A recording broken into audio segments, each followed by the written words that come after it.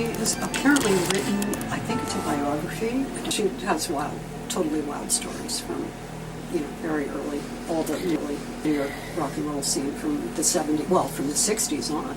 Yeah. Because she was part of that store called Paraphernalia, which was the original, and then she had a store called Betsey, Bunky, and Nene on the Upper East Side, and that's where she started really selling her stuff. She was scrappy when she started out, very young, 17 or 18 when she won the award from Mademoiselle magazine, I think it was, and that's how she got her start in New York. So Alley Cat was her first line? Yes, that was her first line, and that's all the original drawings of her. They're all fabulous, the drawings that she did too. And she did drawings or photographs for all of her hang tags for her clothes, okay? And the signature, the inside labels, that's her handwriting. Okay? Oh, cool. And this was the original picture of her that was taken by some famous photographer where she had really short hair and she was very punk. Like it was like that. Okay? Yeah, I hear that label's called like the punk label. Yes, yeah, and this was for a very long time that they used these labels until they got more. I mean, she evolved, and toward the end, she was doing a line called the Luxe line, and it was a better fabric and much higher priced. And people did that for weddings and like prom, and I mean, she's always done prom. I mean, this is a prom. Was that like a section in her store Yes. where it was like the Luxe line? The Luxe line, yeah, and that was really successful.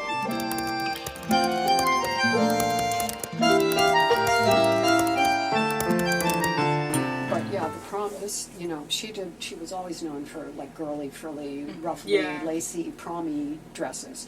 This I wore to the Metropolitan Museum dinner gala of something, I can't even remember, with the gloves, long black gloves, like those. But it shows your whole body. I mean, it's unforgiving. And then you add this to your hips, That's so fun though. Yeah, so fun. That's from the same Victorian show. With the Victorian underwear. And these hats are manufactured for that show.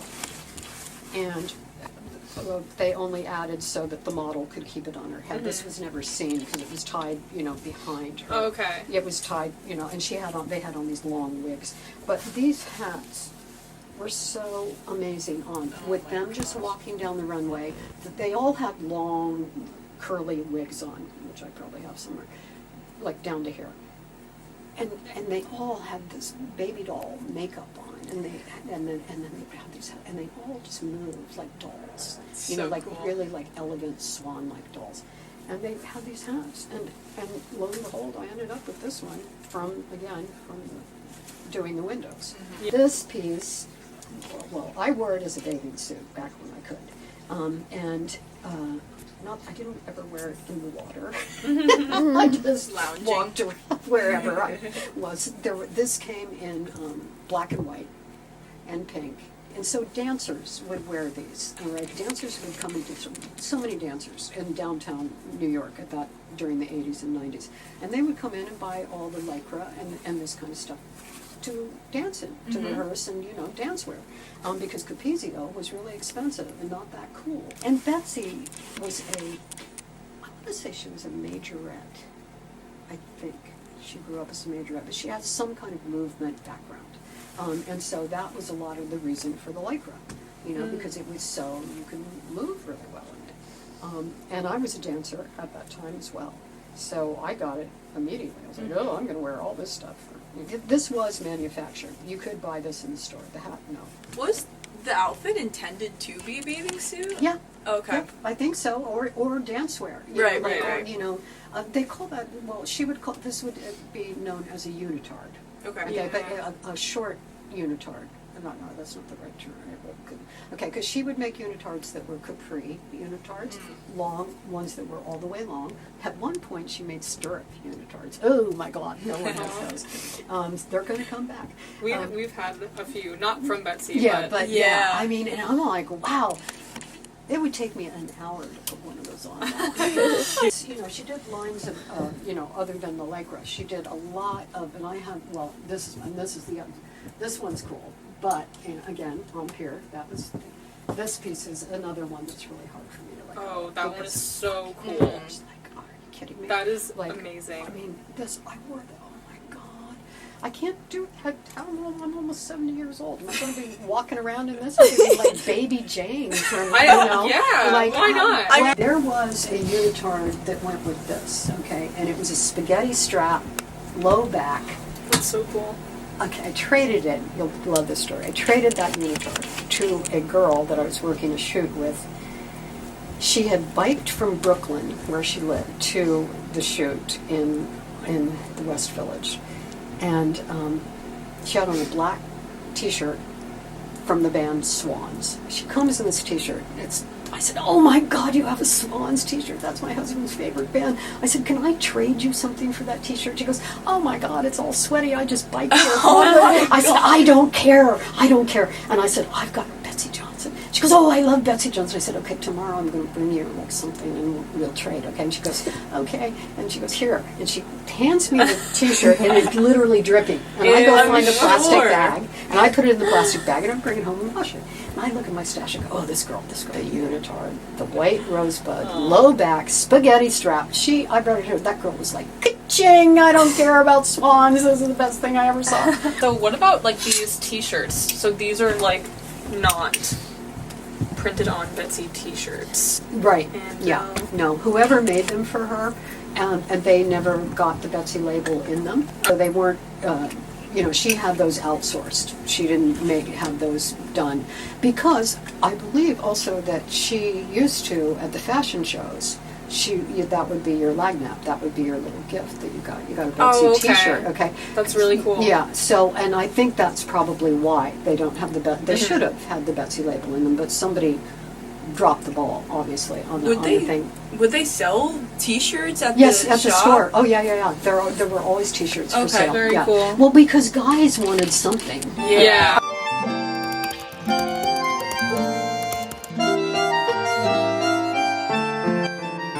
How did you get your start at Betsey Johnson? How did you get the opportunity, and what's your backstory? When did you work for her? All that kind of thing.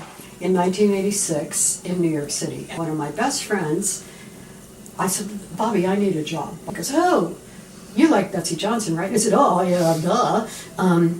And he said, "Oh, my friend Joy is the manager of the store in Soho. Why don't you go talk to her? I'm going to call her and tell her that I'm sending you there." And I said, "Oh, great, thank you." 1986, springtime. And I went there, and she hired me. Wow. And that's where I started working in the store. In 1982, Betsey Johnson was doing a window display in Macy's on 34th Street. And I somehow found out about this. And I wanted to meet her. So I went and I bought roses. And I stood outside the 34th Street window where she was doing the display. And watched her work. And she turned around and I held out the roses to her from outside. Like, "Here, I'm going to give you these." And she went, did a cocktail. Was like, all excited. And she sent somebody out to get the roses. Aww. So that was my first contact with her, well, through a window. Right. And then full circle, I became the window dresser. Wow. There are no That's really mistakes. cool. It's an incredible.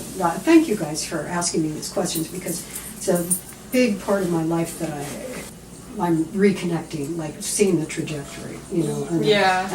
and the full circleness of things for me right now. That is so cool. Yeah, how it started like outside of the window and then you were in Yeah. the window. I know. So Well, here we go. Here's the window. There's me in the window. There's me outside cool. the window of the window that I did. Betsey Johnson. There you go. Real proof, documentation. Yes. She's not making this crap up. It really happened. And then, I started working in the store, and that was the big rock and roll time from '86 till, and I worked in New York City in the store in Soho. From '86 until '93.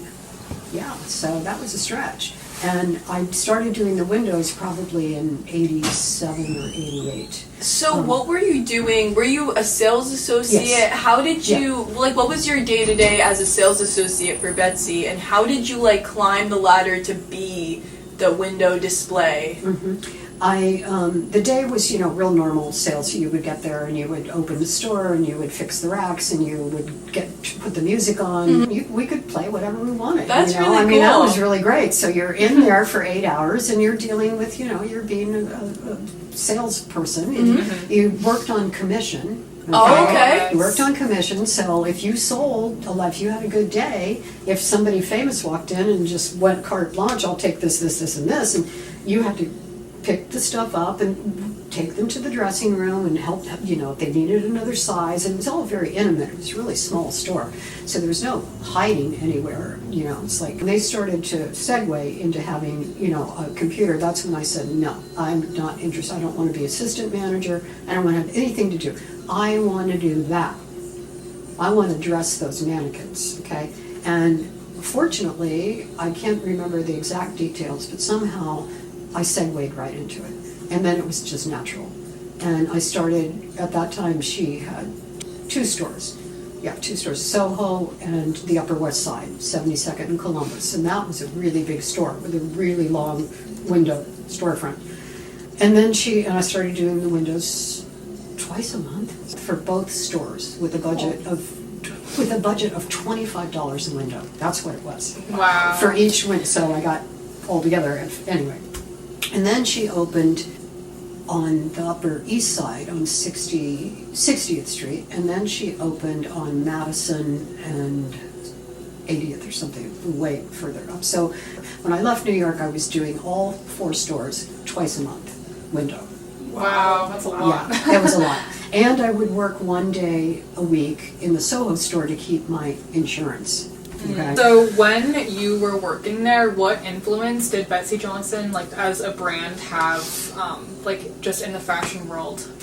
Well, in the 80s, she was like the queen of downtown punk and dancers, and was really popular with actors and actresses and dancers and musicians and just all the downtown cool people wanted to wear Betsey Johnson because it was affordable, and she would actually come to the store occasionally. She used to wear this big furry, moppy, looked like a gorilla rug, and her hair was always like she had the braids, like the fake, hair thing, and she always had great makeup on, but that wasn't the first thing you saw. Right. What you saw was all this stuff, and you're like, whoa, what is this? Wow. Oh, it's Betsey. And she was not a big person, she was a tiny thing, right?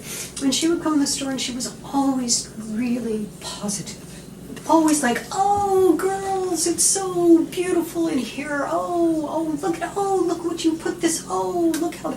Because one of the other jobs I did for her as a creative person, she in the stores. This was genius. She would have pictures of the most recent fashion show, and then she got them enlarged to 8 by 10, and then she got wooden frames and painted them bright green or bright pink, and she put fake flowers around them, but in a really artful, beautiful way.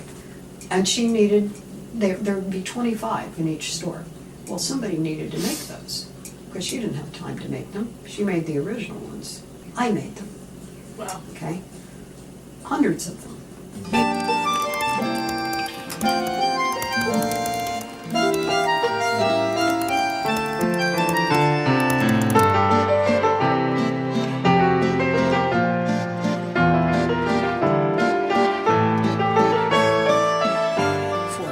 Stores. So this is in Miami, in South Beach. That's awesome. 19, I don't know what, Wow. and that's the woman who was the manager of the store. And I did all the window display. That was my position, and I also worked in the store. But this was really fun because we would be in the store at night, when the stores were closed, and we would be there having a party. There's my hat collection on the wall of the office in South Beach. It's so good. All of her stores have since closed. She had 4 in New York.